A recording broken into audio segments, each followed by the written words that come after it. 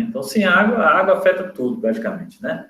Se não tem água, pessoal, não tem o quê? A abertura estomática, não tem entrada de CO2, então o processo já começa a travar, né?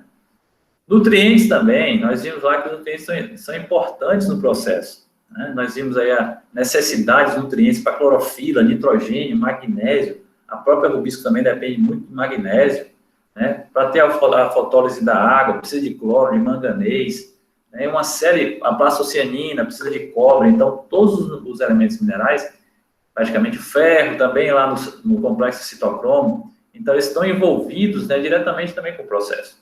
Então, se você tem uma deficiência nutricional, você também vai afetar a fotossíntese de alguma forma, tá? Questão da luz, né? Então, as plantas como as plantas C4, que a gente acabou de comentar, elas demandam uma luminosidade bem maior, né? Então, para elas poderem fotossintetizar adequadamente. Já as plantas C3, não. Né? Questão de temperatura da mesma forma, né? Se não tivesse CO2, não vai ter fotossíntese, considerando que as plantas C4, elas conseguem se saturar com um teor de CO2 bem baixo, comparado com as plantas C3. O que é essa saturação? Elas conseguem, por exemplo, elas conseguem com 5, vamos colocar aqui valores, 5 milimolar, né, de CO2, elas já estão saturando. Enquanto que as plantas C3 vão precisar de uns 50, né, ou mais. Por quê? Porque a gente já viu lá que elas conseguem concentrar o CO2. É a mesma coisa de eu chegar e colocar a comida na boca de uma criança. Ela não vai ter o esforço de ter que ficar pegando, cortando e comendo e colocando na boca, não. Ela já vai receber na boquinha. Então, a planta C4 acontece dessa mesma forma. Há uma concentração do CO2. Então, uma pequena quantidade de CO2 já vai ser suficiente para saturar os pontos de ligação das enzimas, porque ela já só entra CO2, não vai entrar oxigênio. Nas plantas C3, não. A gente sabe que tem essa ambiguidade, pode captar CO2, pode captar oxigênio, né? Então, é muito diferente.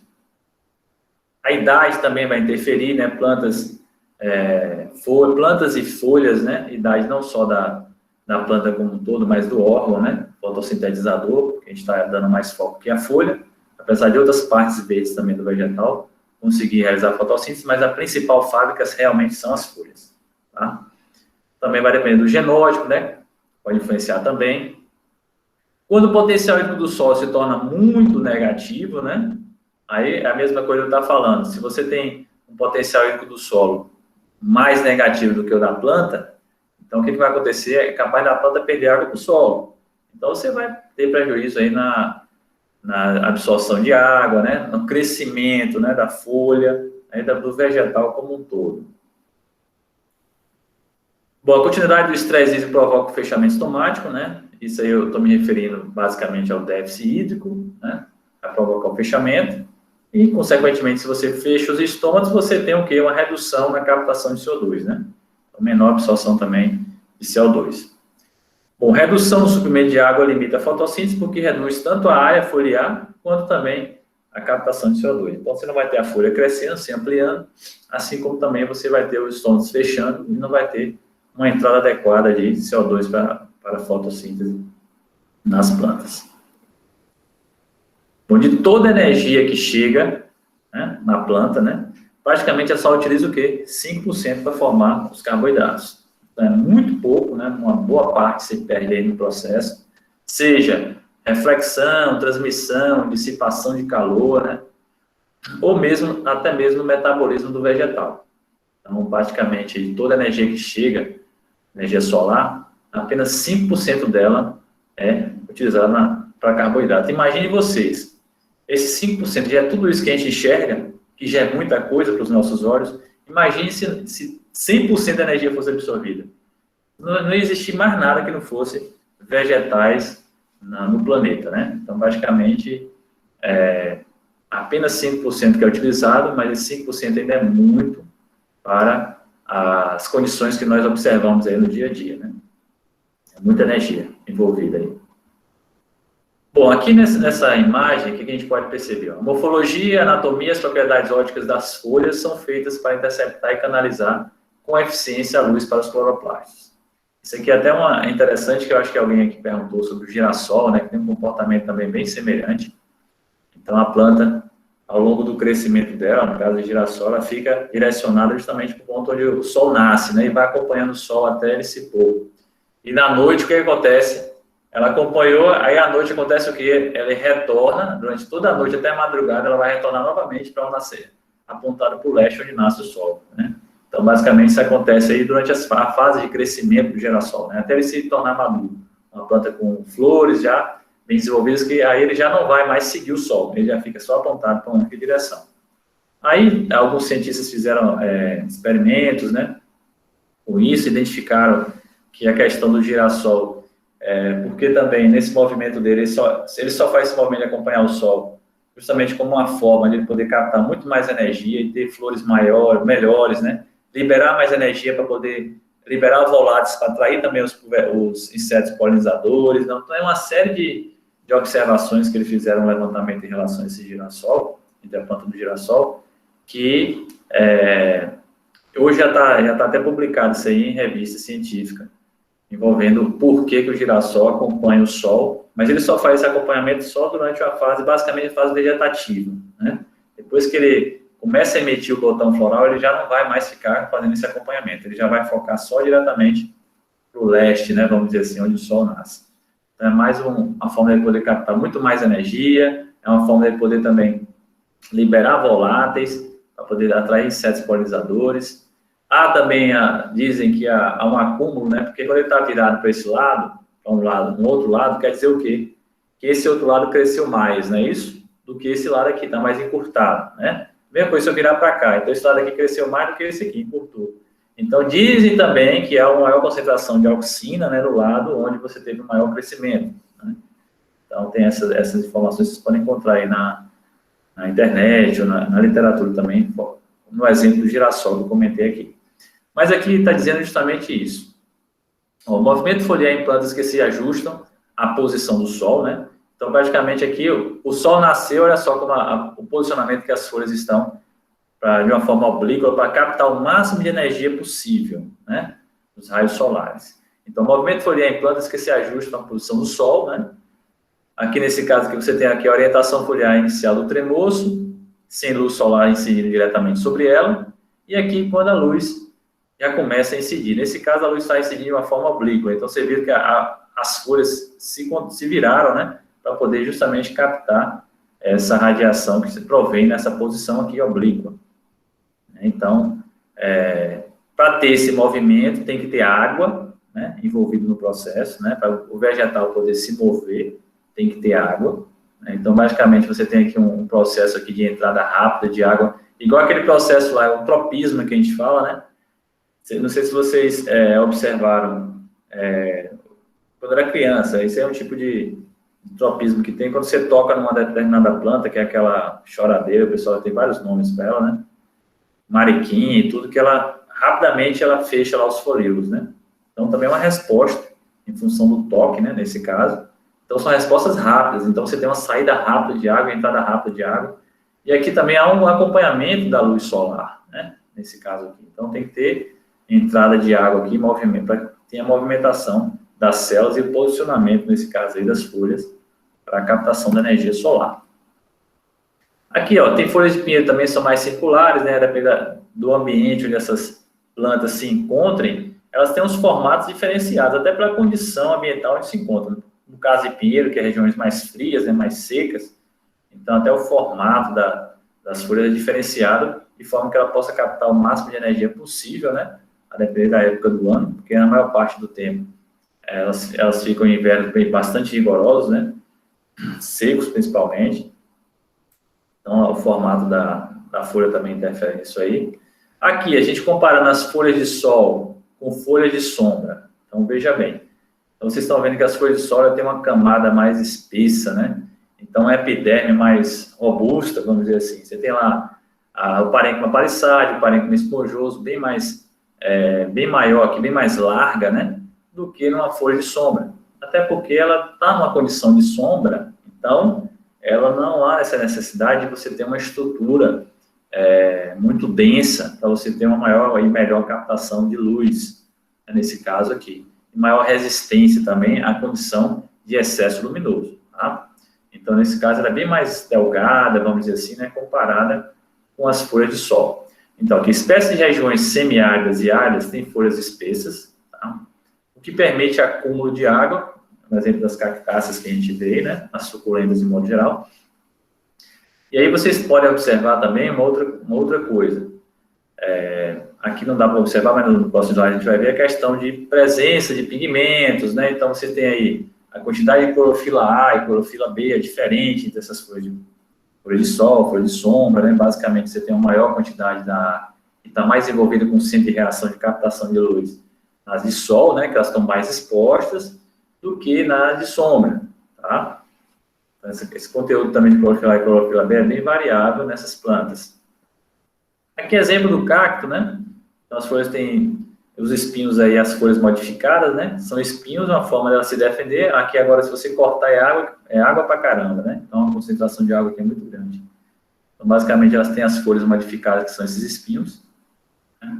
E aí, o caule tem essa dupla função de armazenar água e de realizar fotossíntese. Então, o caule estando verde aqui, ele está realizando fotossíntese, tá? Então, a fotossíntese pode acontecer por folhas, por caules, frutos. Estando verde, está acontecendo. Porém, a fábrica base de fotossíntese são as folhas. Aqui é uma particularidade, porque as folhas aqui foram modificadas em espinhos. Então, o caule, nesse caso, seria o principal gerador, né, da fotossíntese aí. Bom, taxas fotossintéticas muito baixas, quando expostas ao sol, né? No caso aqui, comparando as plantas de sombra com as de sol. Por exemplo, as plantas de sol, se a gente for comparar em termos de eficiência, as de sombra seriam mais eficientes porque, com a menor quantidade de luz, elas conseguem fotossintetizar o suficiente para elas, coisa que para as de sol não seria suficiente, né? Então, taxas fotossintéticas muito baixas nas de sombra, quando comparadas às de sol, se expormos elas ao sol. Bom, a resposta fotossintética satura em baixo nível de radiância, que eu falei para vocês, então, basta uma irradiância suficiente, porque geralmente essas folhas de sombra, elas recebem a radiação após passar por uma camada gigantesca de folhas ou de outros obstáculos, então já chega uma radiação bem filtrada, né? Então é quase nada de radiância para elas. Mas é o suficiente para, no caso delas, que são plantas de sombra, fotossintetizarem adequadamente. Agora, se eu pegar uma planta de sombra e colocar no sol diretamente, ela não vai vingar. A mesma coisa se eu pegar uma planta de sol e colocar no escuro, deixar no local sombreado, na verdade, né? Então, não vai se desenvolver adequadamente, justamente porque tem essas particularidades. Quando os níveis de radiância são muito baixos, né, elas fotossintetizam em maiores taxas do que as plantas de sol. É isso, porque elas já estão acostumadas a pegar aquele filtro, né? Então, por exemplo, lá aquelas plantas de subbosque, né?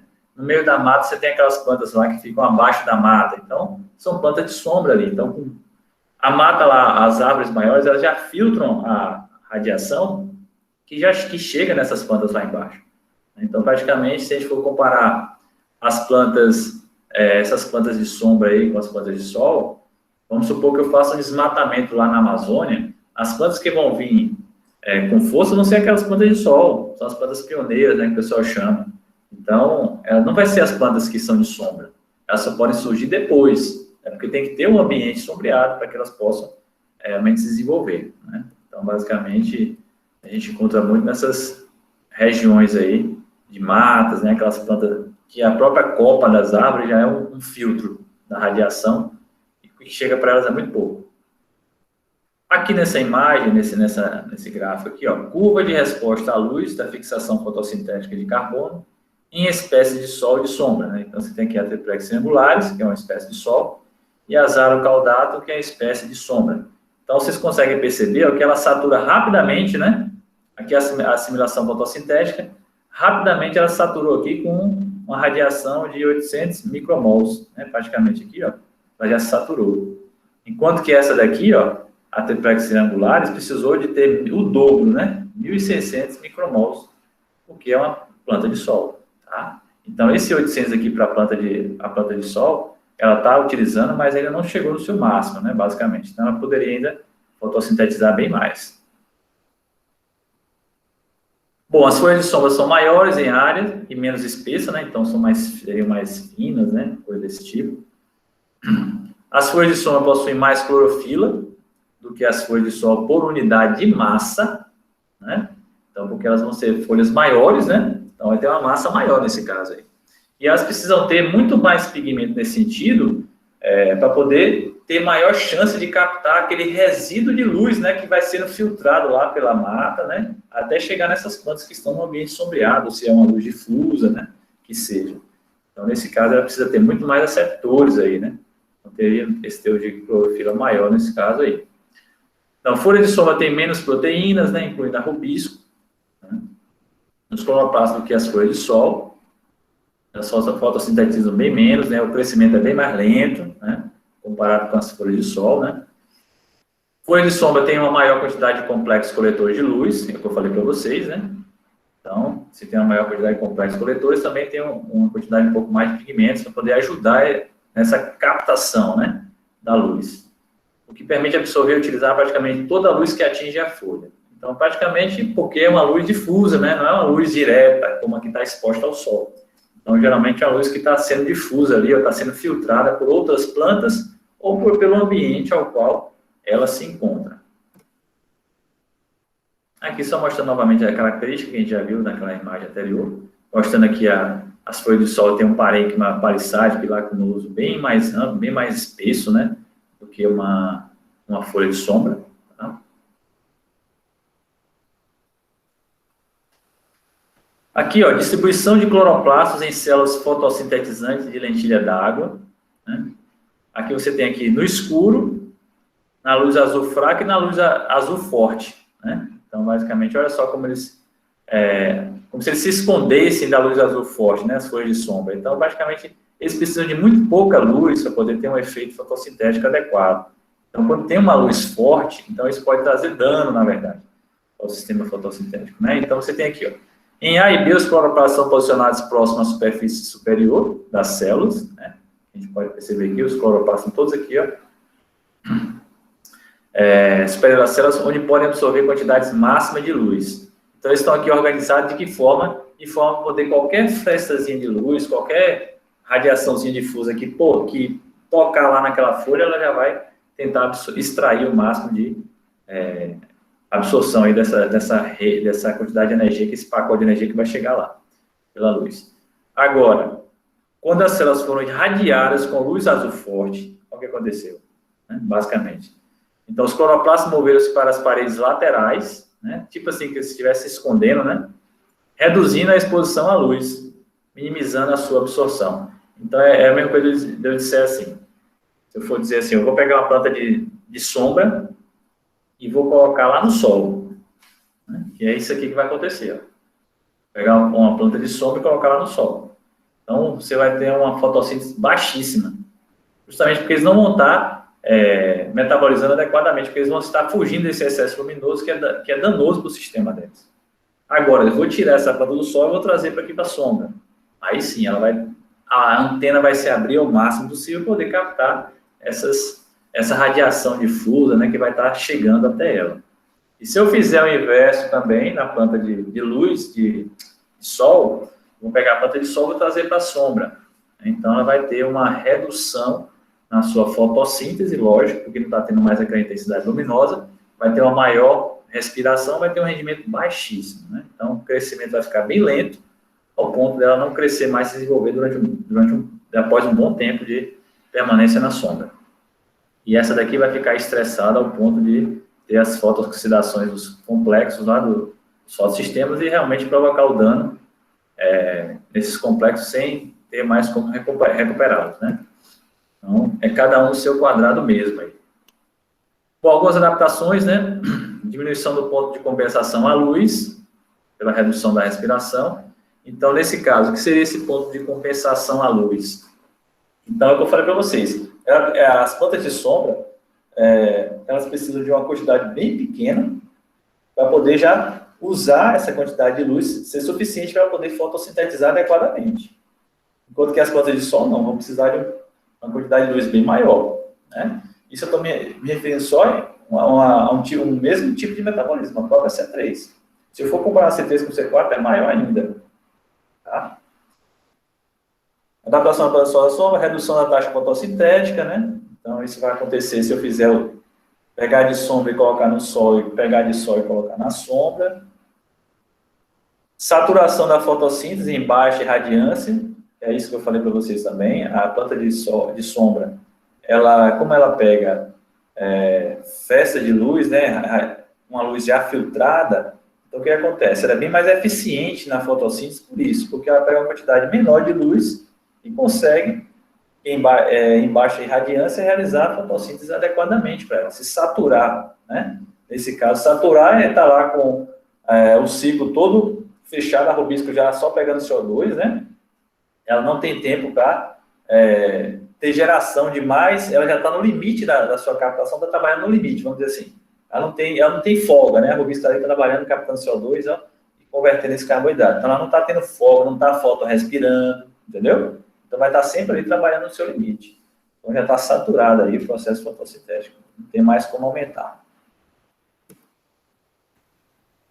Aí tem algumas adaptações aqui, ó. Curva de resposta à luz da fotossíntese de uma espécie de sol cultivada sob condições de sol e de sombra, né?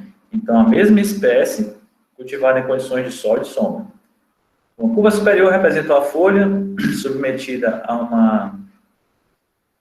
Nesse caso aqui, a carga energética são o fluxo de fóton, né? Fluxo de fóton 10 vezes maior do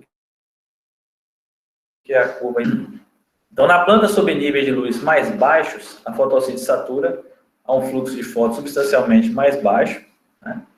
Indicando que as propriedades fotossintéticas de uma folha dependem de suas condições de crescimento. Isso. A linha vermelha tracejada foi extrapolada. Então, o que ele está querendo dizer aqui? Então, você tem aqui, ó, o fluxo de fótons, tá? E a assimilação fotossintética de CO2. Então, se você está cultivando ela sob um fluxo de fótons 900 micromols, praticamente, né? Aqui, ó, você teve um pico, né? Da assimilação de CO2, no caso dessa espécie aqui de sol.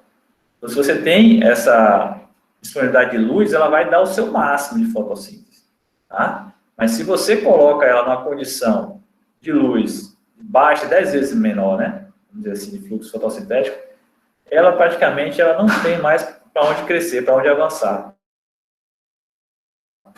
Aqui, ó, ela não tem mais como responder, ela só vai até aqui. Ela não tem mais como crescer em assimilação, porque a quantidade de energia que está chegando até ela não é suficiente para poder ampliar a assimilação de CO2. Então, basicamente, esse aí que o gráfico está querendo mostrar.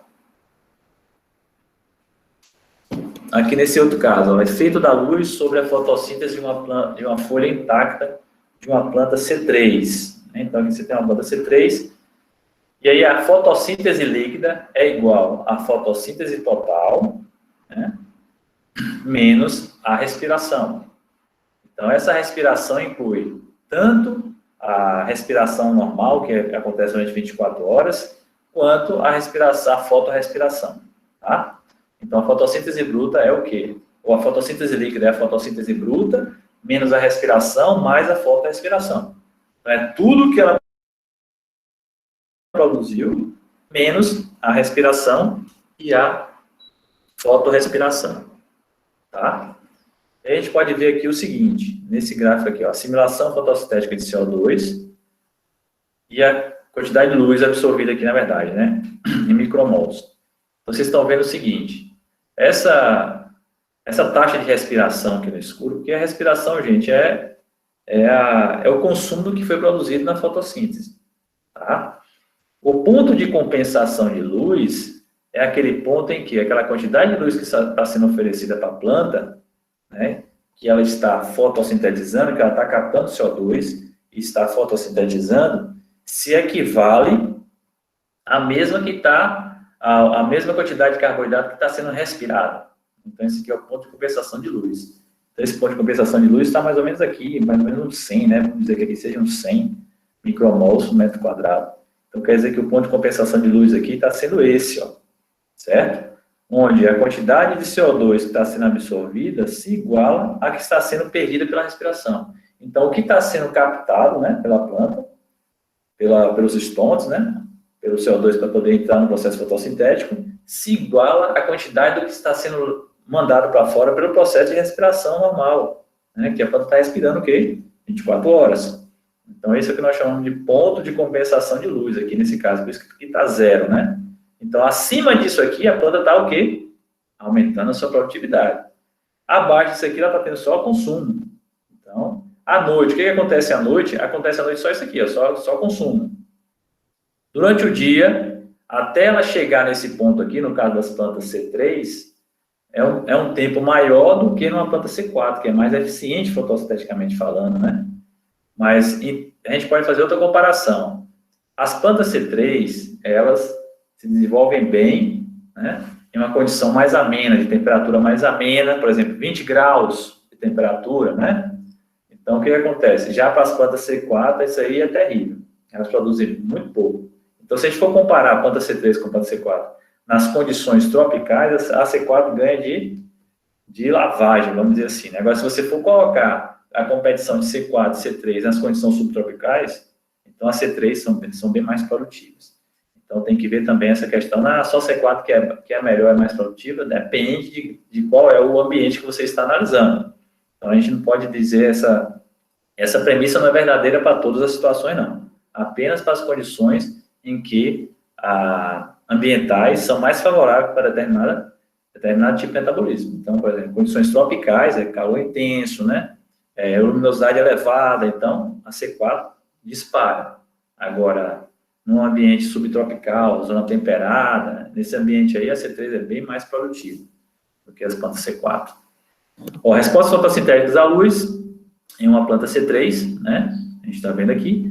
No escuro, a respiração causa um fluxo líquido de CO2 oriundo da planta, que é o quê? Esse fluxo líquido é o quê? É o consumo, gente. Então, o consumo que foi produzido na fotossíntese, né? Então, você está consumindo os carboidratos. O ponto de compensação da luz é alcançado quando a assimilação fotossintética, que é a captação de CO2, tá? Iguala-se à quantidade de CO2 liberada pela respiração. É aquela quantidade, se igualou o que entrou de CO2 para a fotossíntese com o que está saindo da respiração. Então, está igual aí, então está zerado. Aumentando a luz acima do ponto de compensação, aqui, eu estou aumentando a luz aqui, ó, acima do ponto de compensação. O ponto de compensação é aqui, eu estou aumentando a luz. Aumentando a luz acima do ponto de compensação, a fotossíntese eleva-se proporcionalmente, tá? Indicando que ela é limitada pela taxa de transporte de elétrons, a qual, por sua vez, é limitada pela quantidade de luz disponível. Então, a partir desse ponto de compensação aqui, ó, ela vai ser limitada só pela taxa de transporte de elétrons. Então, nesse caso aqui, em planta C3, né, enquanto que ela se limitou aqui a mais ou menos 300 micromols por metro quadrado, ela já está aqui já chegando à sua saturação, ao seu limite. Nas plantas C4, esse gráfico faz assim, ó. É uma reta aqui, assim, ó. Entendeu? Enquanto ela está se limitando aqui, na C4 não. Na C4 ela vai reta, assim. A gente vai ver um gráfico ali daqui a pouco que mostra isso aí. Outros aumentos na fotossíntese são posteriormente limitados pela capacidade de carboxilação da rubisco, né, ou pelo metabolismo da celulose fosfato. Então, isso aí já é um processo já bioquímico, que só envolvendo só a questão ambiental, o fator luz. Então, se a gente levar em consideração apenas o fator luz, então, a partir do momento que ela ultrapassa esse ponto de compensação de luz, que ponto é esse? É o ponto em que a absorção de CO2 é igual à liberação de CO2 pela respiração. É o ponto em que a absorção de CO2, que vai ser utilizada na fotossíntese, se iguala ao que é liberado pela respiração celular. Tá ok? Bom, efeito da intensidade da radiação sobre a taxa fotossintética líquida de plantas de milho e de trigo, algodão. Então, você tem aqui milho e trigo, planta C4, ou milho, C4, planta de trigo e algodão são planta C3. Então, vocês estão vendo aqui ó, que a radiância está aumentando, né? Então, a quantidade de energia, de luz disponível. O que está acontecendo com o milho? O milho vai embora, né? O milho está indo embora. Então, você está tendo mais assimilação ainda. Porque, consequentemente, você está tendo uma maior radiação e, teoricamente, você vai ter um maior aquecimento também, porque a folha vai ficar mais aquecida. E aí, as folhas de planta C4, elas toleram aquecimentos bem maiores, de 30, 40, até 50 graus. Coisa que as plantas C3 não toleram. 30 graus para elas já estão já pedindo socorro. Então, praticamente, vocês conseguem perceber que o milho vai embora, que é uma planta C4, enquanto que o algodão e o trigo, ela já começa a ter envergadura na curva, né? Bem antes do milho. Então, o algodão com a tolerânciazinha maior ainda do que o trigo. Tá? Mas ambas são plantas C3. Então, vocês conseguem perceber que o aumento da radiação, da irradiância aqui, ó, da fonte luminosa, o milho vai fotossintetizando, que é uma beleza, tá vendo? Ele vai aumentando também a quantidade de CO2, né? Que ele vai captando e vai convertendo em fotossíntese, enquanto que o trigo e o algodão, eles vão até um certo nível e já, a curva já começa a chegar na saturação, tá? Então, nesse caso aí, vocês estão vendo a diferença entre plantas C4 e plantas com comportamento C3 aí. Bom, as plantas que têm melhor arranjo foliar também distribuem a luz de maneira mais uniforme entre as diferentes folhas, poderão apresentar também maior produtividade. Então, hoje, o melhoramento vegetal, o que eles buscam? Fazer esse melhor arranjo foliar. Por quê? Se você tem um arranjo foliar dessa forma, planifólio, então praticamente a radiação está incidindo assim, né? Então vai chegar um ponto que ela não vai ter radiação quando estiver inclinada, vai ter ponto que vai estar focando mais em um do que no outro. Então vai ter uma folha nessa condição, ela tem um rendimento menor.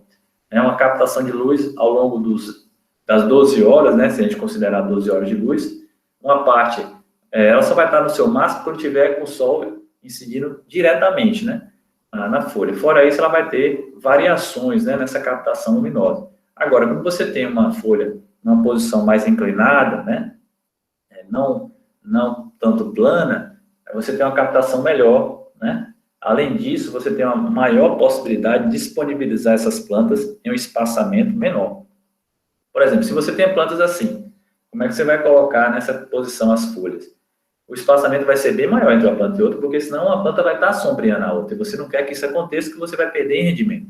Se as folhas ficarem sombreadas, folha sombreada é folha perdida. Folha sombreada é aquela folha que vai estar mais respirando do que fotossintetizando.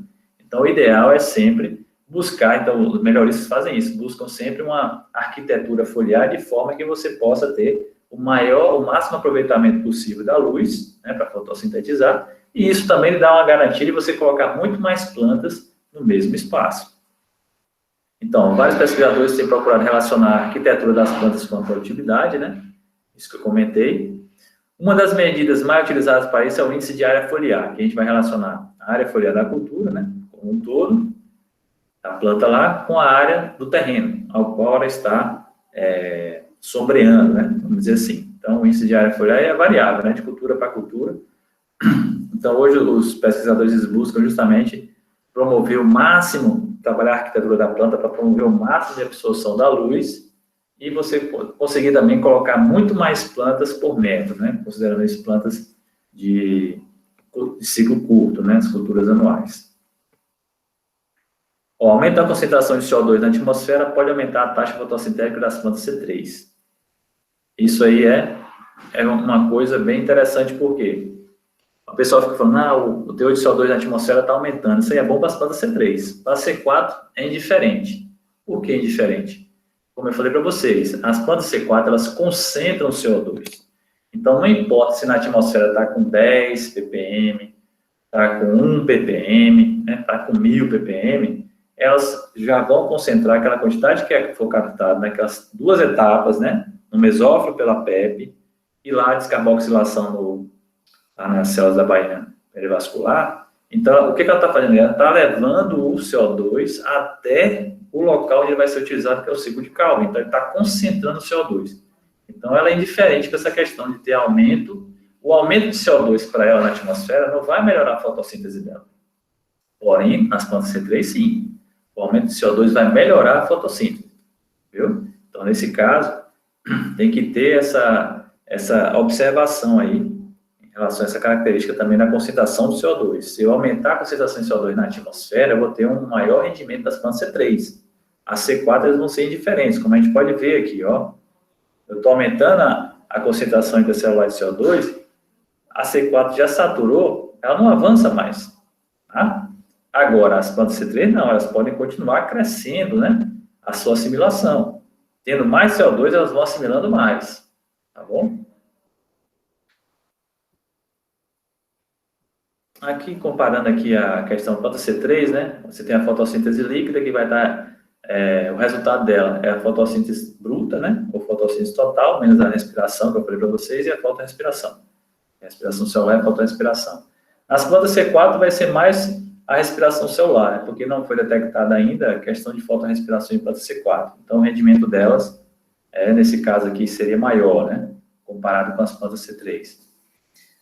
Bom, então as plantas C4 possuem menor ponto de compensação para o CO2. O que quer dizer isso? Novamente repetindo, então tem menor ponto de compensação. Então, com a menor quantidade de CO2 que ela vai captar, ela já consegue se igualar com o CO2 que ela está respirando, né? Diferentemente da planta C3, ela vai precisar de uma quantidade muito maior de CO2 para captar, para se igualar com o CO2 que ela também vai estar respirando.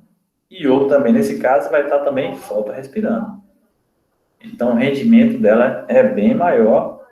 Novamente, comparando ambas nas condições tropicais, tá? E se for colocar em condições subtropicais, aí as plantas C3 são bem mais produtivas. Por que isso, professor? Porque, lembra que eu falei para vocês, nas condições tropicais, ela capta muita energia, né? Ela precisa de muita energia, porque no processo de fixação lá, vocês viram que para regenerar o fosfenol privato consome mais 2 ATPs, então é gasto energético. Então, quanto mais energia ela puder somar, melhor para ela. Então, quanto mais luz, melhor, certo? Então, nesse caso, quando ela está no ambiente onde você tem a baixa luminosidade, o rendimento dela já é menor, já cai. Então, na região subtropical, essa daqui, as condições mais amenas aqui para ela é excelente, já para a planta C4 já não é interessante. Bom, as plantas C4 possuem menor ponto de compensação de CO2, né? Maiores taxas fotossintéticas nas condições tropicais, tá? Já em clima temperado, a C3 seria mais eficiente do que as plantas C4, né? Em condições mais subtropicais.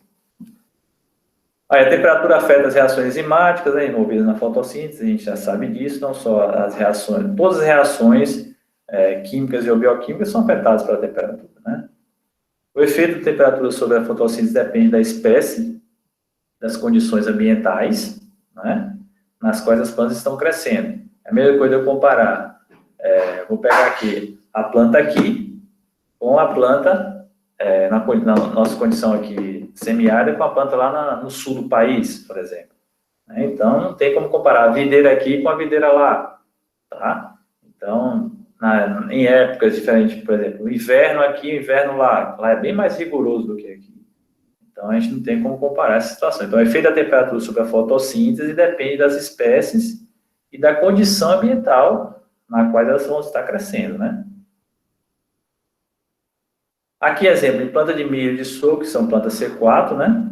Crescem bem em climas quentes, possuem temperaturas ótimas para a fotossíntese, maiores do que as plantas de trigo e ervilha, que são plantas C3, cultivadas em clima temperado. Então, por exemplo, o milho e o sorgo vai bem aqui a 35, 40 graus, né? Eles estão agradecendo. Agora, meu amigo, 35, 40 graus aí para qualquer outra planta C3 é pedir para morrer. Não tem condições, não. Então, elas são bem mais sensíveis em relação a isso. Você vai fotorespirar demais, vai ter risco de fotooxidação muito grande, né? Quando a temperatura está nesse nível. Você já vai ter problema com as enzimas que vão atuar no processo. Você tem um aquecimento da folha muito grande, né? Isso já interfere nos processos fotossintéticos também. Aqui vocês têm, comparando aqui, a produtividade quântica, né, comparada com a temperatura. Produtividade quântica em relação à temperatura. Comparando planta C4, que elas não estão nem aí para o aumento de temperatura, tá vendo? Agora as plantas C3, você tem uma queda na produtividade quântica, né? Chegou aí a 30 graus, elas já estão no limite. Acima disso, tá vendo aqui que está tendo uma queda na produtividade quântica? A C4, quanto mais para ela, não vai ter interferência nenhuma, até melhor. Ela vai manter sempre esse padrão aqui. Então, diferentemente entre as C3 e C4, a produtividade quântica é afetada bruscamente nas plantas C3 com temperaturas acima de 30 graus. Então, 30 graus de temperatura já começa a provocar queda na produtividade das plantas C3. Pronto, pessoal, acho que era isso aí.